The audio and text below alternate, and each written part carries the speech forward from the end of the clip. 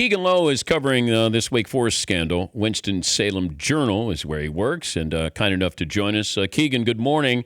When did you first hear about this story? We got word yesterday that the news was going to break, that something was coming down from Wake Forest.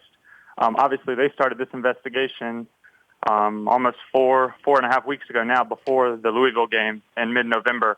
But there was word yesterday going around that Wake Forest had concluded its investigation, and I don't think anyone expected this outcome. But we got word yesterday, and then Wake released a statement around 5 o'clock yesterday afternoon.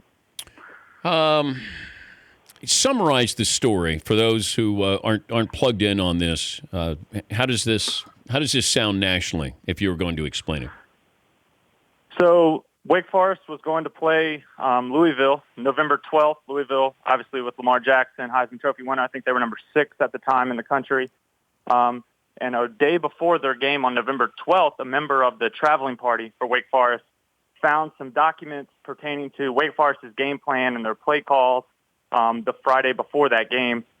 Coach Dave Clawson became aware at Wake Forest. He told the director of athletics, Ron Wellman, and they investigated it. They started their investigation following the Louisville game, which Louisville won 44-12.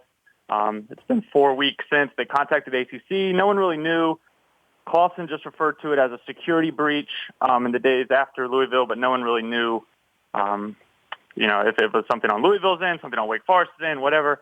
It's been 4 weeks since then, and then they announced yesterday, obviously, that Tommy Elrod, former player who's a quarterback in the mid-'90s, and now he's a radio broadcaster, was also a coach at Wake Forest for 11 seasons under former head coach Jim Grove.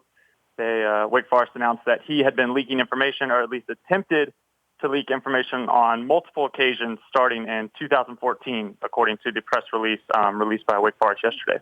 Can he be charged? Can he be arrested? Right now, he got an attorney.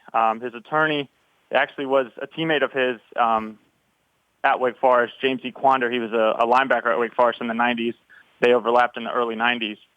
So he's got an attorney. He appears to be getting ready to fight something, whether it's be charges or whatever it may be. It appears he's ready to kind of fight this with an attorney.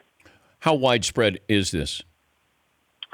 I think that's the next big question, right? I mean, obviously, Louisville had these documents the day before a game, allegedly. And so if it had been going on since 2014, when Elrod stepped into his role as a radio broadcaster for Wake Forest and for IMG, I think that's the next question: is over 3 years, how many teams were accepting this information that Elrod was attempting to give out? How many times did he attempt to give it out? I think the ACC is going to have some questions to answer, just in the whole conference in general, about who is this 3 years running now? Who is accepting this information, and how wide did it go? The Dan Patrick Show, weekday mornings on Audience.